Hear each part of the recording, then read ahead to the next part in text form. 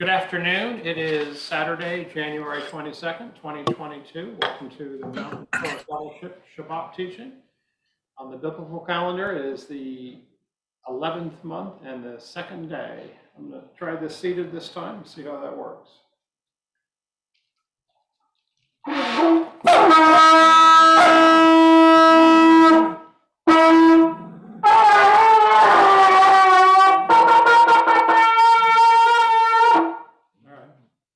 It is what it is. So I do that live, and it's different every time.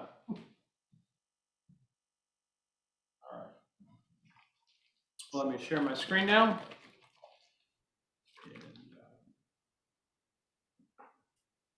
You didn't even want to bark. We'll recite the Shema.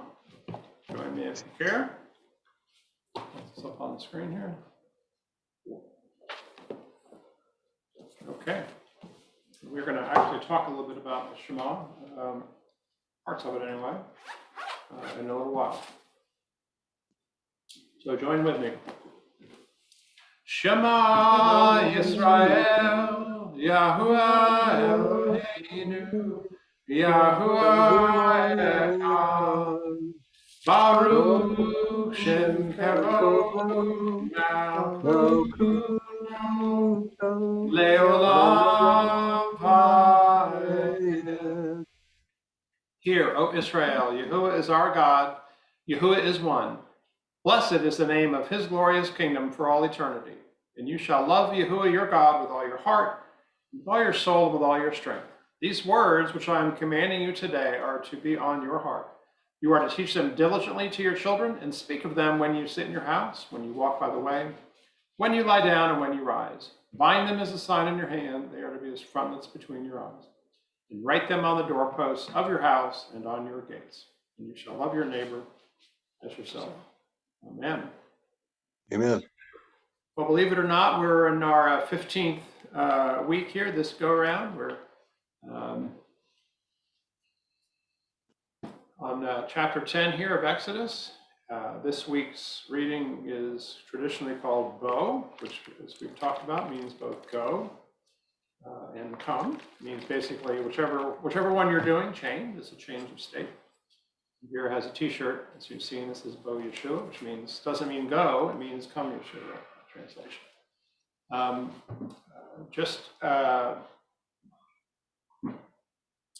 Truth in advertising, we're going to spend most of our time in Exodus 12 today. And we'll pick up some Jubilees towards the end. And the rest I hope you've read, it's relevant. If you look at the Revelation passage, you'll see a parallel to a series of plagues or bowls and seal and trumpet judgments that are in there. And as we've talked about before, if you want to understand Revelation, study Exodus. So that's certainly true. So I make no apologies for getting to only what we get to, but I just want to warn you, there's, as always, a lot more in the reading than we are going to get to discuss. This is the outline. I've got one of them in red, and we're going to talk about that during the course of the teaching.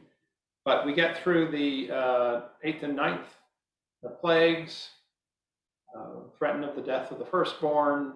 We have the first Passover, and the Passover lamb is slaughtered. The 10th plague, Pharaoh surrenders. And then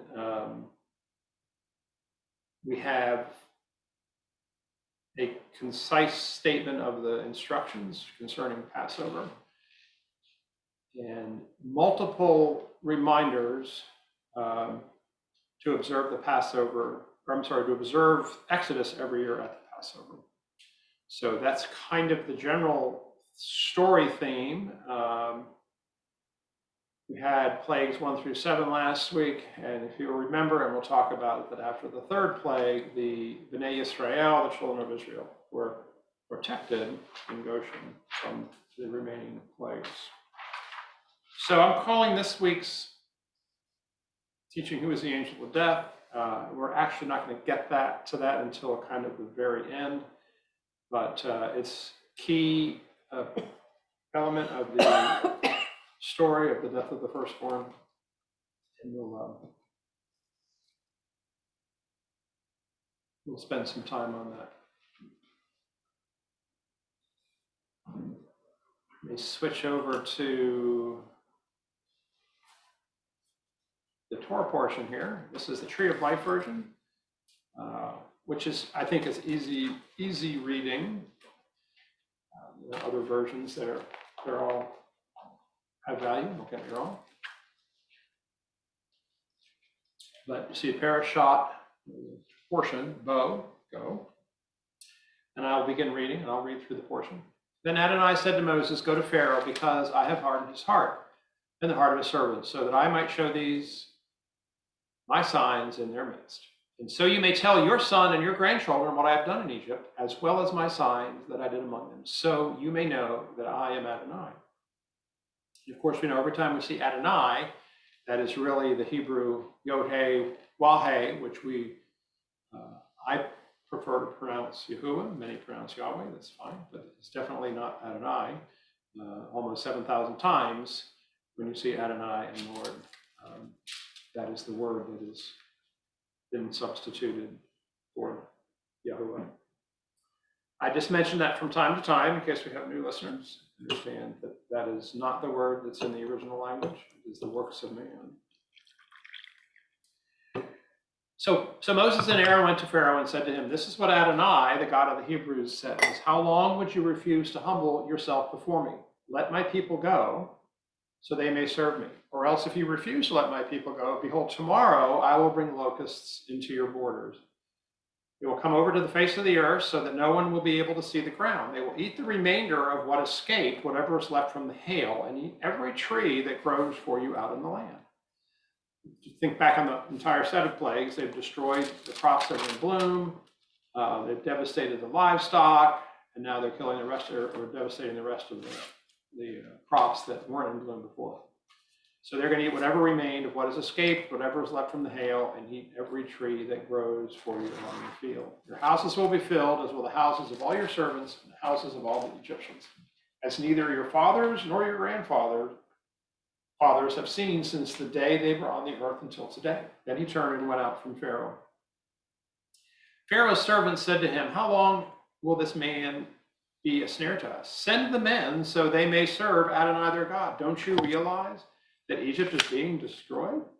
So Moses and Aaron were brought to Pharaoh again. Go, serve your God, he said, but who will be going?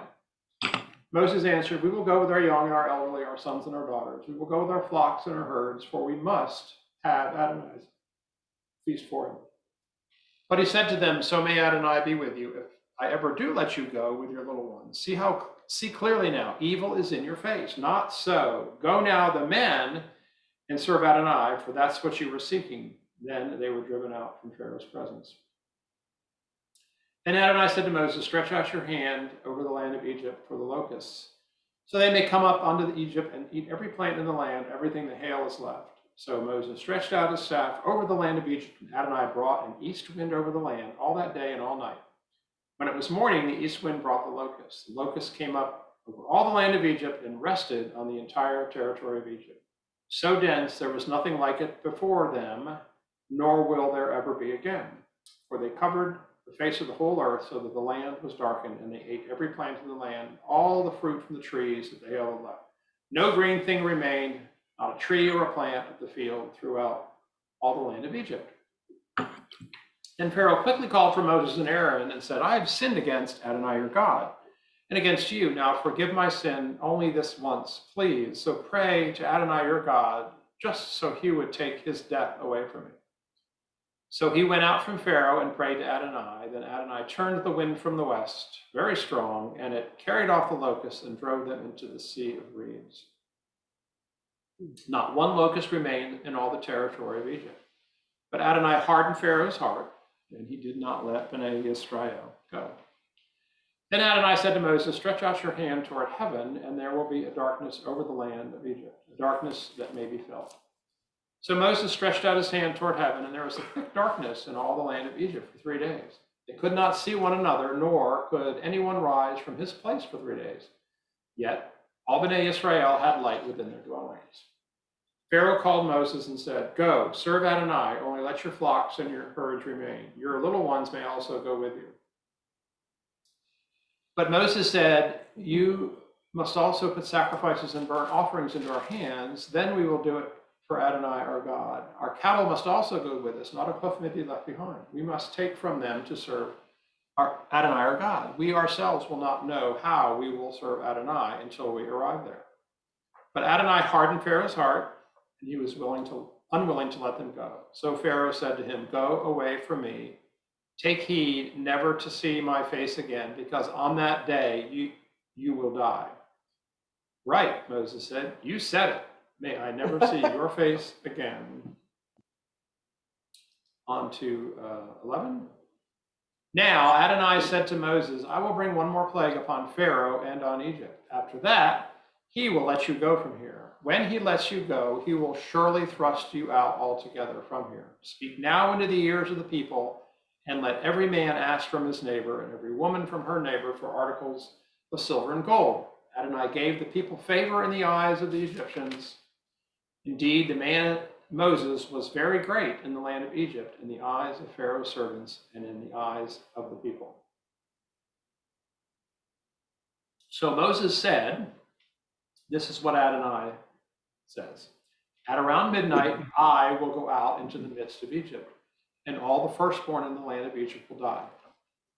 From the firstborn of Pharaoh sitting on his throne to the firstborn of the maidservant behind the mill, along with all the firstborn cattle. There will be a great cry throughout all the land of Egypt, the likes of which has never been before, nor will ever be again. Not so much as a dog will growl against any of Bnei Israel, neither man nor beast, so that you may know that Adonai makes a distinction between the Egyptians and Israel. All these servants of yours will come down to me and bow down to me, saying, 'Get out, you and all the people who follow you. After that I will go.' Then he went out from Pharaoh, hot with anger. Adonai said to Moses, 'Pharaoh will not listen to you, so that my wonders may be multiplied in the land of Egypt.' So Moses and Aaron did all these wonders before Pharaoh, yet Adonai hardened Pharaoh's heart, so he did not let Bnei Israel out of his land." It's a bit of a recap there. Now on to Exodus 12. And again, we're going to come back and spend a fair amount of time in 12. Now Adonai spoke to Moses and Aaron in the land of Egypt, saying, "This month will mark the beginning of months for you. It is to be the first month of the year for you. Tell all the congregation of Israel that on the 10th day of this month, each man is to take a lamb for his family, one lamb for the household. But if the household is too small for a lamb, then he and his nearest neighbor are to take one, according to the number of the people. According to each person eating, you are to make your account for the lamb. Your lamb is to be without blemish, a year-old male. You may take it from the sheep, from the goats. You must watch over it until the 14th day of the same month. Then the whole assembly of the congregation of Israel is to slaughter it at twilight. They are to take the blood and put it on the two doorposts and on the crossbeam of the houses where they will eat it. They are to eat the meat that night, roasted over a fire with matzot and bitter herbs. They are to eat it. Do not eat any of it raw or boiled with water, but only roasted with fire, its head with its legs and its innards. So let nothing of it remain until the morning. Whatever remains until the morning you are to burn with fire. Also, you are to eat it this way, with your loins girded, your shoes on your feet, and your staff in your hand. You are to eat it in haste. It is Adonai's Passover. For I will go through the land of Egypt on that night and strike down every firstborn, both men and animals, and I will execute judgments against all the gods of Egypt. I am Adonai. The blood will be a sign for you on the houses where you are. When I see the blood, I will pass over you.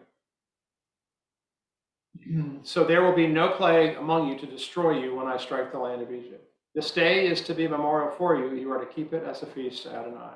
Throughout your generations, you are to keep it as an eternal ordinance. For 7 days, you are to eat matzot, but on the first day, you must remove chametz from your houses. For whoever eats chametz from the first day until the 7th day, that soul will be cut off from Israel. The first day is to be a holy assembly for you, as well as the 7th. Saturday, January 15th, 2022. No manner of work is to be done on those days, except what is to be eaten by every person. That alone may be prepared by you. So you are to observe the Feast of Matzot, for on this very same day I brought your ranks out of the land of Egypt. Therefore you are to observe this day throughout your generations as an eternal ordinance. During the first month, in the evening of the 14th day of the month, you are to eat matzot until the evening of the 21st day of the month. For 7 days, no chametz is to be found in your houses. For whoever eats chametz, that soul will be cut off from the congregation of Israel, whether he is an outsider or one who is born in the land. You are to eat no chametz in all your houses. You are to eat matzah. Then Moses called for the elders of Israel and said to them, "Go, select lambs for your families and slaughter the Passover lamb. You are to take a bundle of hyssop, dip it in the blood that is in the basin, and apply it to the crossbeam and 2 doorposts with the blood of the base from the basin. None of you may go out the door of his house until morning. Adonai will pass through to strike down the Egyptians. But when he sees the blood on the crossbeam and the 2 doorposts, Adonai will pass over that door and will not allow the destroyer to come into your houses to strike you down. Also, you are to observe this event as an eternal ordinance for you and your children. When you come into the land which Adonai will give you as he has promised, you are to keep this ceremony. Now, when it happens that your children will ask, 'What does this ceremony mean to you?' you are to say, 'It is the sacrifice of Adonai's Passover, because he passed over the houses of Bnei Israel in Egypt when he struck down the Egyptians, but spared our households.' So the people bowed their heads and worshipped. Then Bnei Israel went and did it. They did just as Adonai had commanded Moses and Aaron. So it came about at midnight that Adonai struck down all the firstborn in the land of Egypt, from the firstborn of Pharaoh sitting on his throne to the firstborn of the captive who was in the dungeon, and all the firstborn cattle. Then Pharaoh rose up in the night, he and all his servants and all the Egyptians, and there was a loud wailing in Egypt, for there was not a house where someone was not dead. So he called for Moses and Aaron at night and said, 'Rise up, go out from my people, both you and Bnei Israel. Go, serve Adonai as you have said. Take your flocks and your herds, as you said, and be gone. But bless me too.' Now the Egyptians urged the people, sending them out of the land quickly, for they thought, 'We will all be dead.' So the people took their dough before it was leavened, with their kneading bowls bound up in their claws on their shoulders. So Bnei Israel acted according to the word of Moses. They asked the Egyptians for articles of silver and gold and for clothing. Adonai gave the people favor in the eyes of the Egyptians and let them have what they asked for. So they plundered the Egyptians. Then Bnei Israel journeyed from Ramses to Succoth, about 600,000 men on foot, as well as children. Also a mixed multitude went up with them, along with the flocks, herds, and heavy livestock. They had baked matzot cakes from the dough that they brought out of Egypt. It had no chametz because they were thrust out of Egypt and could not delay. So they had not made provisions for themselves. Now the time that Bnei Israel lived in Egypt was 430 years. So it happened at the end of 430 years to the very day that all of the armies of Adonai went out from the land of Egypt. It was a night of washing for Adonai to bring them out of the land of Egypt. This same night is a night of vigil for Adonai, for all Bnei Israel throughout their generations. Then Adonai said to Moses and Aaron, 'This is the ordinance of the Passover. No foreigner may eat it. But every man's servant that is bought for money, after you have circumcised him, may eat it. Nor should a visitor or hired servant eat it. It is to be eaten inside the house. You are not to carry the meat out of the house, nor are you to break any of its bones. All the congregation of Israel must keep it. But if an outsider dwells with you, who would keep the Passover for Adonai, all his males must be circumcised. Then let him draw near and keep it. He will be like one who is native to the land, but no uncircumcised person may eat from it.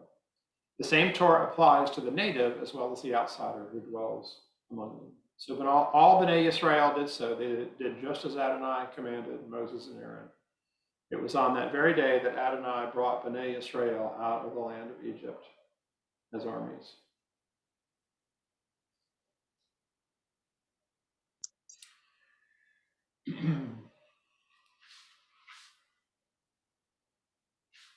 Adonai said to Moses, saying, 'Consecrate to me all the firstborn from every womb of Bnei Israel, both men and animals. This is mine.'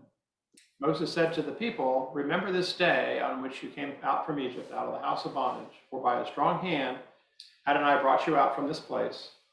No chametz may be eaten. This day in the month of Aviv you are going out. When Adonai brings you into the land of the Canaanites, the Hittites, the Amorites, the Hivites, and the Jebusites, which he swore to your fathers to give you, a land flowing with milk and honey, you too are to observe this service during this month. For 7 days you are to eat matzah, and the 7th day is to be a feast to Adonai. Matzah is not to be eaten throughout the is to be eaten throughout the 7 days, and no chametz is to be seen among you, nor any within your borders, nor within any of your borders. You are to tell your son on that day, saying, it is because of what Adonai did for me when I came out of Egypt. So it will be like a sign on your hand and a reminder between your eyes, so that the Torah of Adonai may be in your mouth. For with a strong hand Adonai has brought you out of Egypt.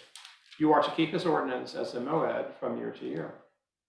Now, when Adonai brings you into the land of the Canaanite, as he swore to you and your fathers, and gives it to you, you are to be set apart to Adonai. You are to set apart to Adonai every firstborn from the womb, and every firstborn male animal you have will be Adonai's. Every firstborn donkey you are to redeem with a lamb, and if you do not redeem it, then you are to break its neck. But you are to redeem every firstborn male among your sons. So when your son asks you in times to come, what is this? Say to him, by a strong hand, Adonai brought us out from Egypt, the house of bondage. And when Pharaoh refused to let us go, Adonai slew all the firstborn in the land of Egypt, both men and animals. So I sacrificed to Adonai all firstborn males, but I redeemed the firstborn of my sons. So it will be like a sign in your hand and like frontness between your eyes, for by a strong hand Adonai brought us out of Egypt. I want to take a look at select passages as we normally do. And we're going to start at the very beginning. A very good place to start. Back in Exodus 10, then Adonai said to Moses, go to Pharaoh, because I have hardened his heart and the hearts of his servants, so that I might show these my signs in their midst. And so you may tell your son and your grandchildren what I have done in Egypt, as well as my signs that I did among them. So you may know that I am Adonai. This hardening of Pharaoh's heart has always been something that had caused me to stop and go, just whose side is Yah on here? We'll talk about the hardening soon, but this passage provides the rationale for it. It's not about Moses or even Bnei Yisrael. It's all about Yahuah. That really applies in every circumstance, so don't lose sight of that. Everything points to Yahuah. I thought about stopping here, as there's nothing else I could say that would be as important in that, but we're going to press on anyway. You knew it wouldn't be that easy.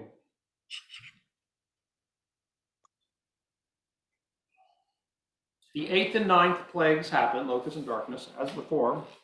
Children of Israel are protected from them. Chapter 10 closes with this great verse, and here it's rendered in the King James Version. And Moses said, thou hast spoken well. I will see thy face again no more. And that's one that always brings a chuckle to me when I read it. I probably would have been less polite to Pharaoh than Moses was, especially as it was rendered in the King James Version. Okay, chapter 11 opens with this passage. Now Adonai had said to Moses, I will bring one more plague upon Pharaoh and on Egypt. After that, he will let you go from here. When he lets you go, he will surely thrust you out altogether from here. Speak now into the ears of the people, and let every man ask from his neighbor and every woman from her neighbor for articles of silver and gold. Adonai gave the people favor in the eyes of the Egyptians. Indeed, the man Moses was very great in the land of Egypt, in the eyes of Pharaoh's servants, and in the eyes of the people.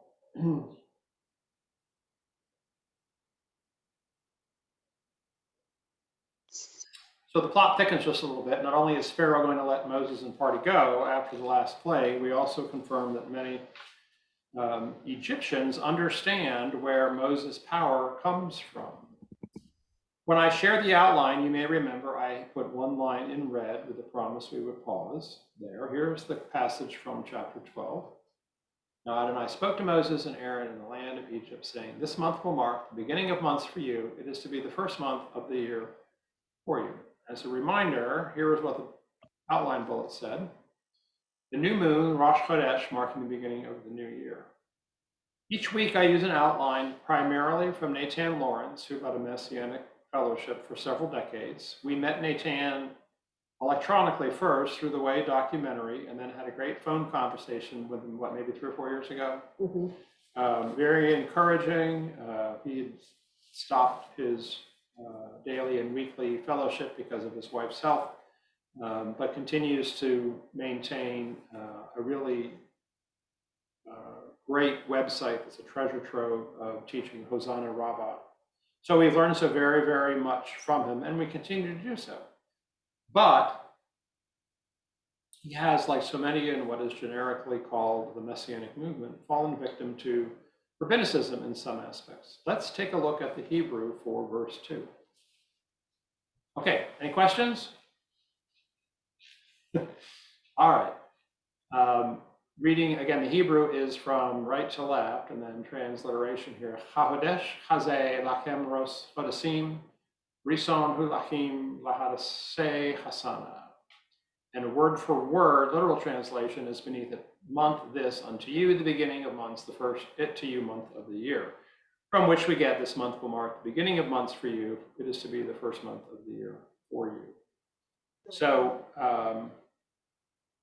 a form of the word Chodesh appears 3 times in this verse. The Hodeshim, the I am, is plural. That's the months part of months.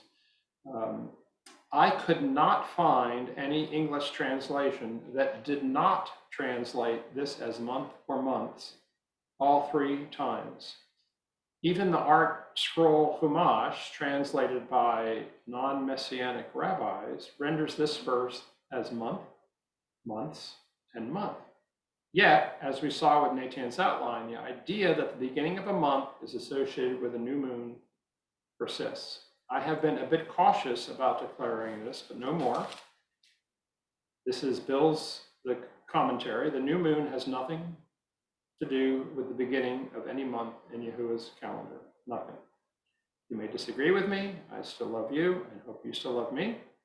I challenge any of you out there, and I'm not necessarily speaking to the immediate audience, but those who might hear this in a day, a week, a month, or a year, is to prove me wrong using the Bible.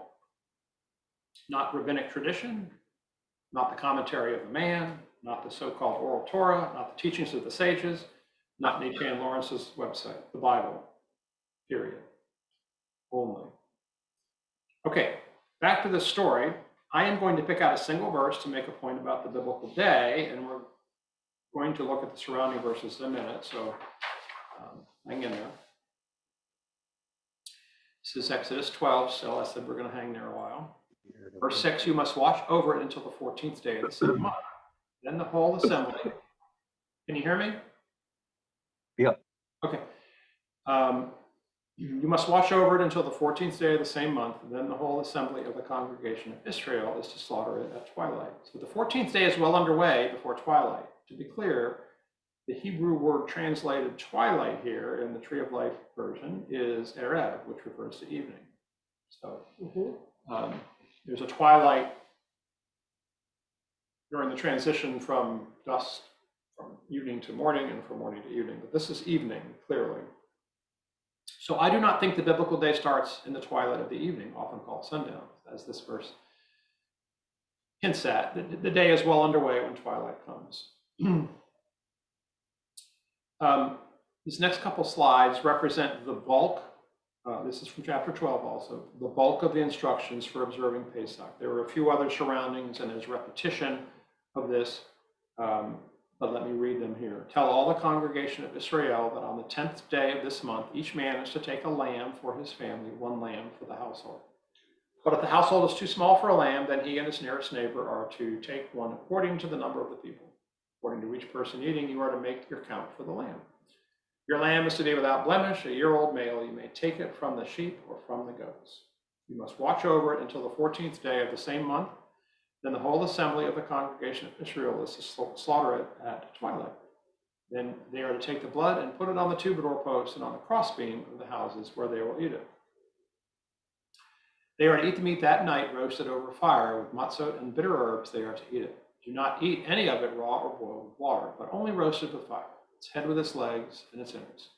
So let nothing of it remain until the morning. Whatever remains until the morning you are to burn with fire. Also, you are to eat it this way, with your loins girded, and that means you got your pants on, your shoes on your feet, and your staff in your hand. you are to eat it in haste. It is Adonai's Passover. For I will go through the land of Egypt on that night and strike down every firstborn, both men and animals, and I will execute judgments against all the gods of Egypt. I am Adonai. The blood will be a sign for you on the houses where you are. When I see the blood, I will pass over you, so there will be no plague among you to destroy you when I strike the land of Egypt. There are additional instructions found in other passages, such as 25 through 28 and verses 43 to 48, but read and heed this passage as your foundation. Now, which verse directs us to follow a 28-page Haggadah or script at Passover? That's a rhetorical question. There isn't a verse that says that. Which verse instructs us to have 3 glasses of wine or 4 glasses of wine as part of our Passover meal? Or cups, as they're called often in the Haggadah. Okay, hearing nothing. Which passage tells us to set a place for Elijah? Okay, all of those are the traditions of man. That doesn't make it necessarily bad, but we need to exercise extreme caution, adding to or changing that which Yahuah has instructed. If I've never said this before, you hear it from me now. Test everything. Everything.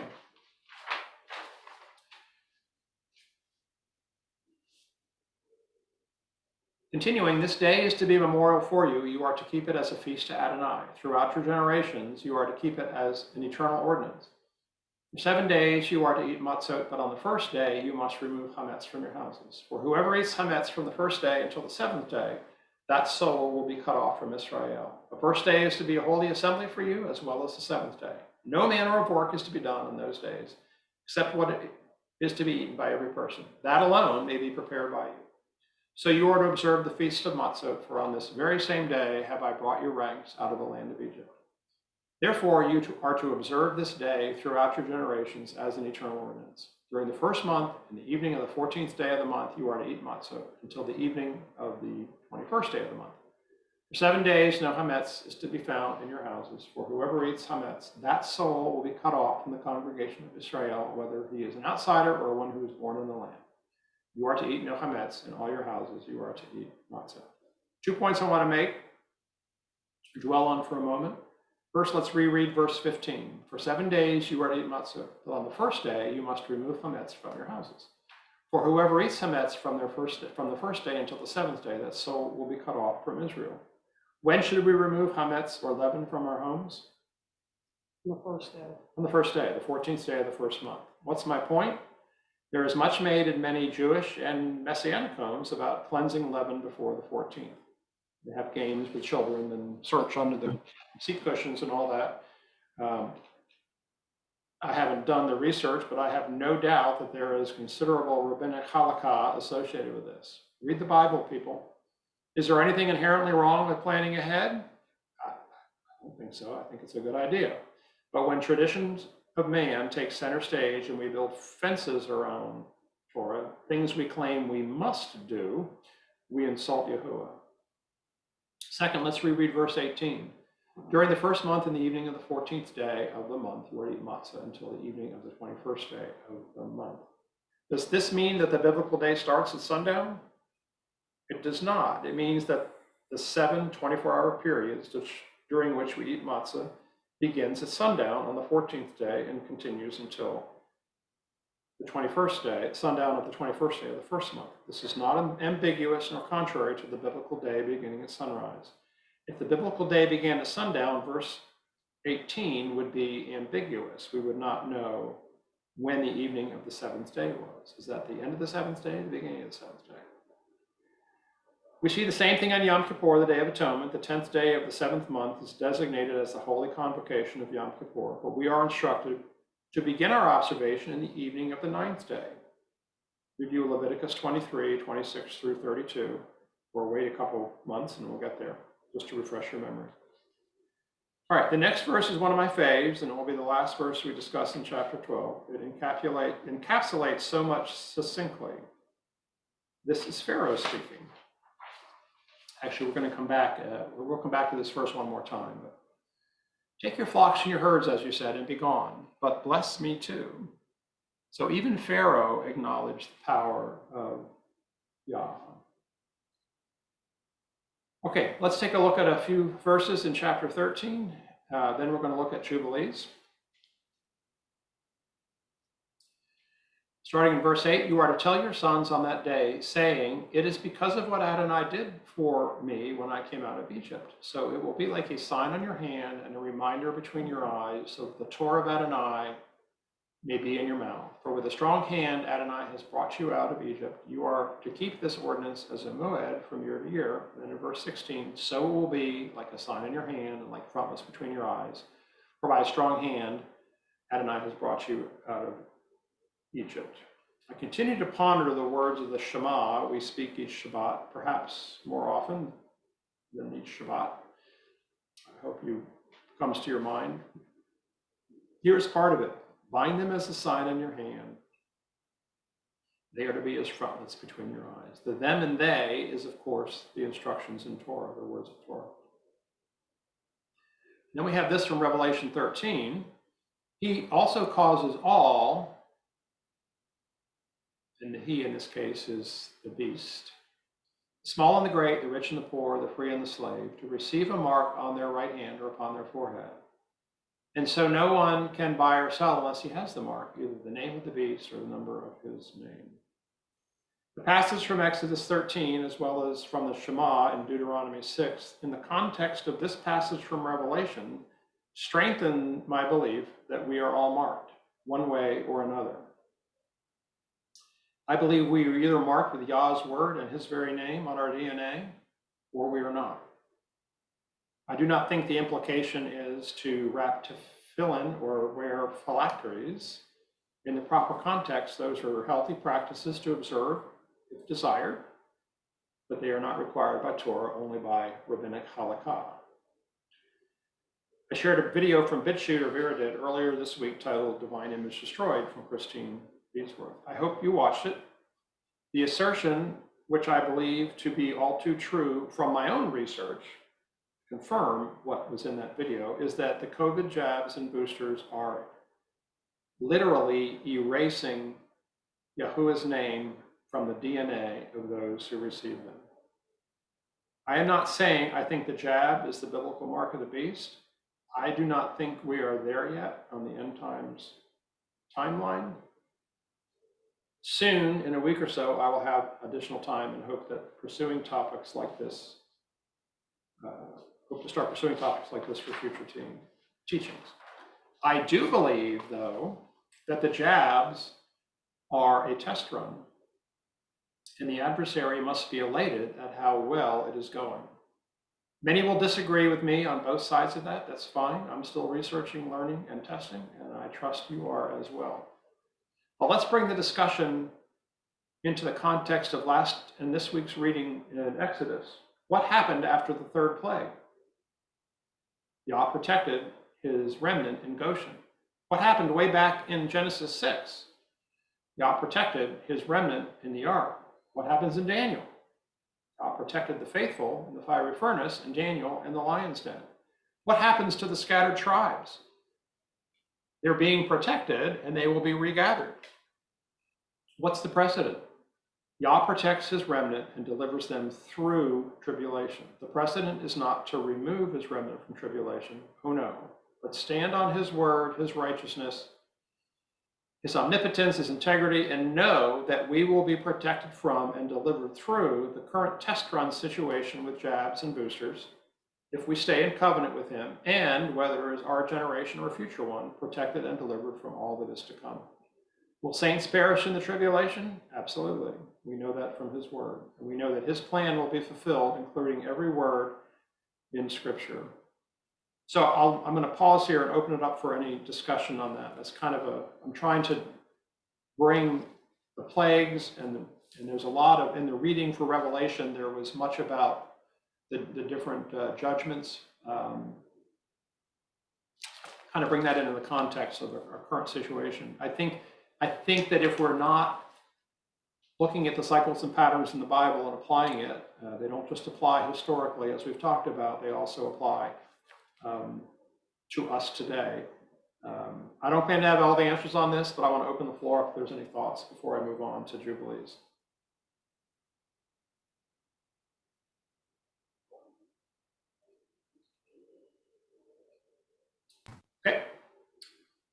press on them.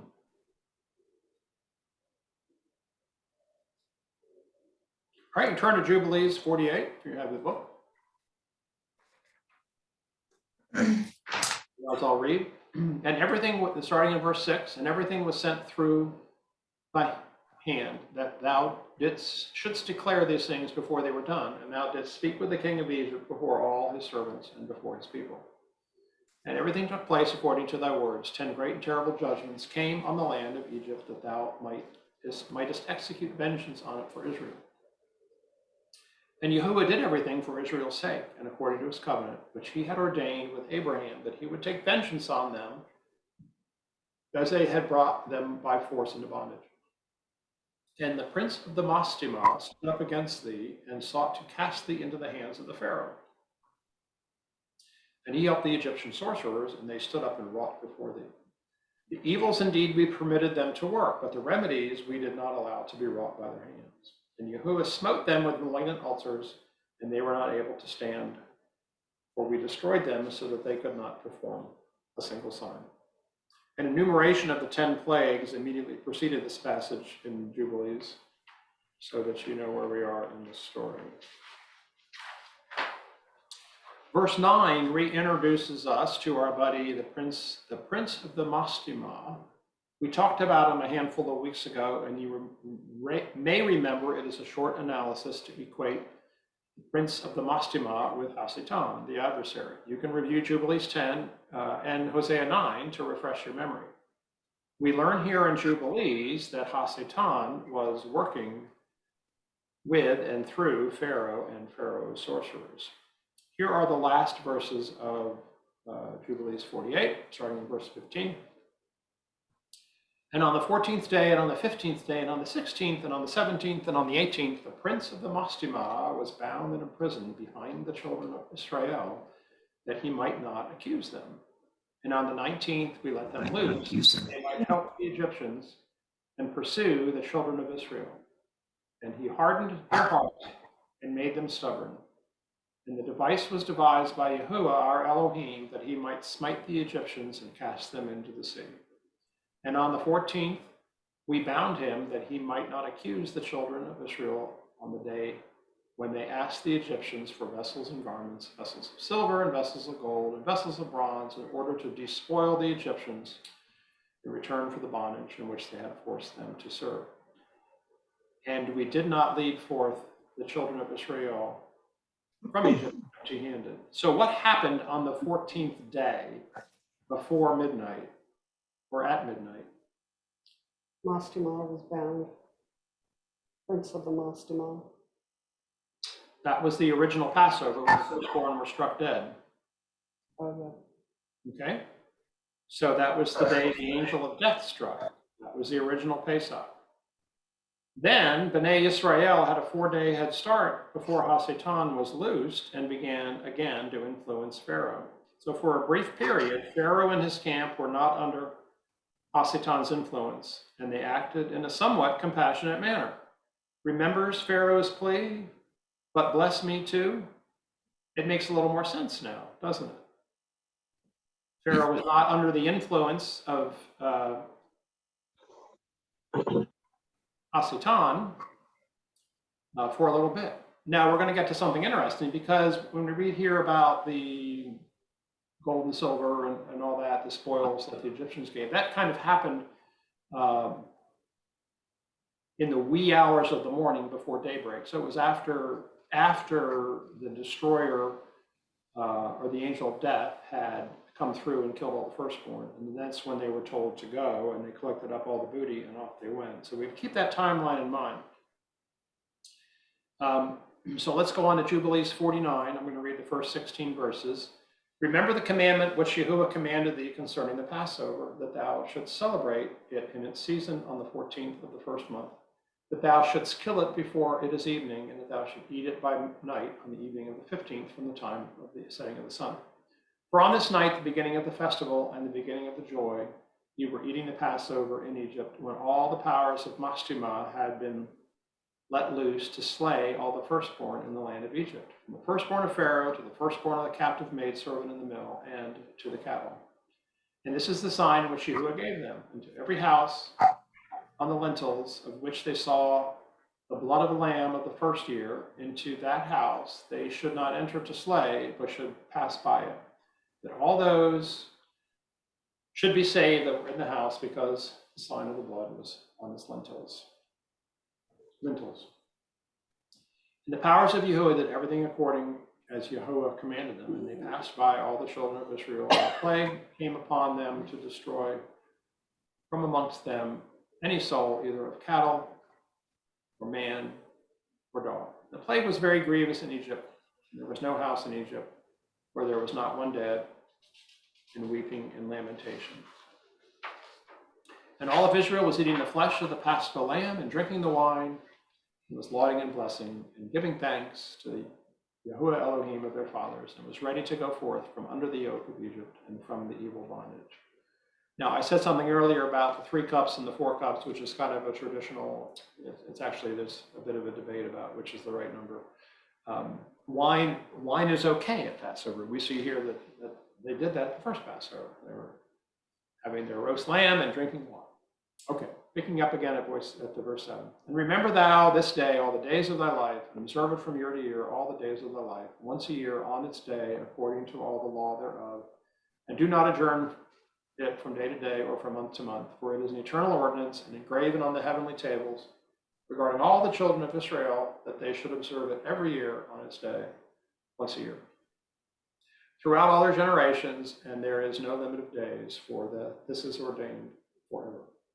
And the man who is free from uncleanness and doth not come to observe it on occasion of its day, so as to bring an acceptable offering before Yahuah, and to eat and to drink before Yahuah on the day of its festival, that man who is clean and close at hand will be cut off, because he offered not the oblation of Yahuah in its appointed season. He will take the guilt upon himself. Let the children of Israel come and observe the Passover on the day of its fixed time, on the 14th day of the first month, between the evenings, from the 3rd part of the day to the 3rd part of the night, for 2 portions of the day are given to the light, and the 3rd to the evening. That is that which Yahuah commanded thee, that thou didst observe it between the evenings. And it is not permissible to slay it during any period of light, but during the period bordering on the evening. And let them eat it at the time of the evening until the 3rd part of the night. And whatever is left over of all its flesh from the 3rd part of the night and onwards, let them burn it with fire. And they shall not cook it with water, nor shall they eat it raw, but roast it on the fire. And they shall eat it with diligence. Its head with the inwards thereof, and its feet they shall roast with fire, and not break any bone thereof. For of the children of Israel no bone shall be crushed. For this reason Yahuah commanded the children of Israel to observe the Passover on the day of its fixed time, and they shall not break a bone thereof, for it is a festival day, and a day commanded, and there may be no passing over from day to day and month to month, but on the day of its festival let it be observed. Do thou command the children of Israel to observe the Passover throughout their days, every year, once a year, on the day of its fixed time, and it will come from memorial, well-pleasing before Yahuah, and no plague will come upon them to slay or to smite in that year, in which they celebrate the Passover in its season in every respect, according to his command. And they shall not eat it outside the sanctuary of Yahuah, but before the sanctuary of Yahuah. And all the people of the congregation of Israel shall celebrate it in its appointed season. So between the reading here in Jubilee and the one in Exodus, there's constant reminders about eternal ordinance, keeping it every year, and so on and so on. So that must be important. Chip were here, I would ask what that meant. That's what he would say. One of the most, for the most part, this is a parallel account to what we read earlier in Exodus. There is, however, one interesting detail not explicitly stated in Exodus. Here is verse 2 all by itself. For on this night, the beginning of the festival and the beginning of the joy, ye were eating the Passover in Egypt, when all the powers of Mastuma had been let loose to slay all the firstborn in the land of Egypt, from the firstborn of Pharaoh to the firstborn of the captive maidservant in the mill and to the cattle. If we rewind to Exodus 12, this is verse 23. Adonai will pass through to strike down the Egyptians, but when he sees the blood on the crossbeam and the 2 doorposts, Adonai will pass over that door and will not allow the destroyer to come into your houses to strike you down. So the angel of death killed the firstborn, not Yahuah. The angel of death, or the destroyer, is none other than the prince of the Mashtima, HaSatan. Yahuah is not this destroyer, but he allowed it. In fact, he even passed over the houses, guiding the way, as we see here in Exodus. So any discussion on that? That was kind of a He's not gonna go near that blood. long way to wait. The Mashtima? Yeah, I'm not going to go near that blood. So oh no. Anyway, a long way to get to the punchline of who is the angel of death. And perhaps everyone listening already knew that, but there's a lot of discussion in many circles about, well, that is, one of God sent an angel, a righteous angel to do that as a mission from him. This is a plan that was endorsed by God, but carried out by the fallen angel, HaSatan. Okay, I have a few things in my closing remarks or my final thoughts, but I wanted to open it up for any discussion before we get there. So any comments, additions?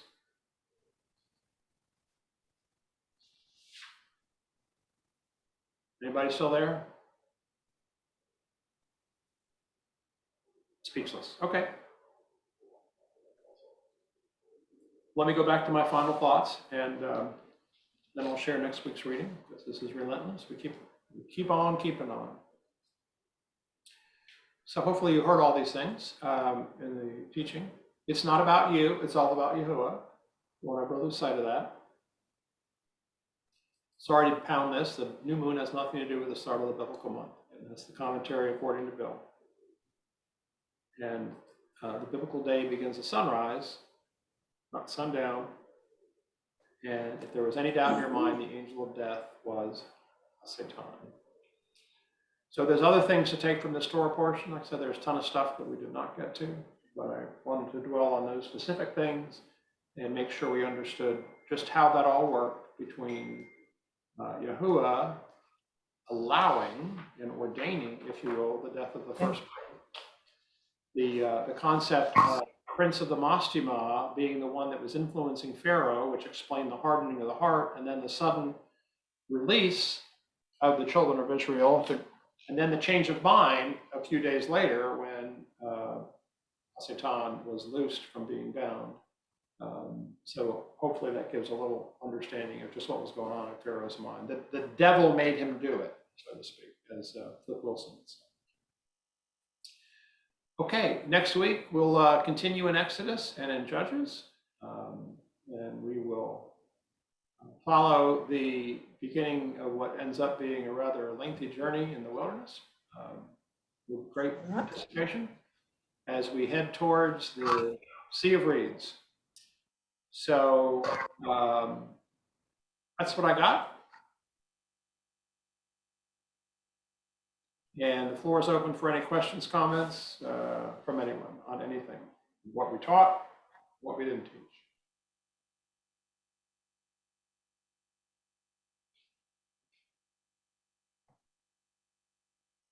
Okay, well, let me close this in prayer and I'll stop the recording. Abba, Father, we're so grateful for this time together in your word. We believe that understanding the grand story of Scripture is just foundational to thorough understanding of your word and what you would have us know from it. Everything in the Tanakh, in the Torah, and the prophets is so relevant today, as we're seeing, as we talked about some today. We just pray that you keep us focused on that and not think that it's some nice stories to help us maybe make a few points here and there. It's what you've given us, it's the instructions you've given us. We thank you for the festival, the feast day of Pesach is coming up soon, and the Feast of Unleavened Bread that comes right after that. Feast of First Fruits, as we start through the cycle again here in another 8 or 10 weeks or so, Lord. Thank you so much for that annual reminder of your salvation plan for mankind. We just pray that we can be lights. We will stand fast. We just thank you for protecting us, as we know you will, as you promised to do, as you've done in the past, and you'll continue to do, and will do in the future.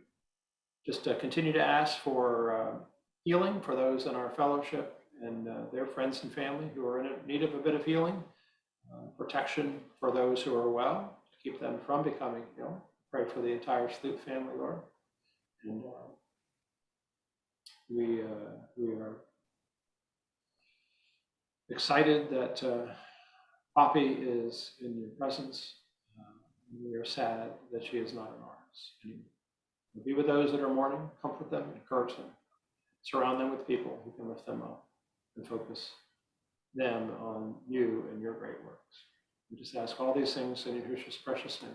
Amen. Amen. Amen.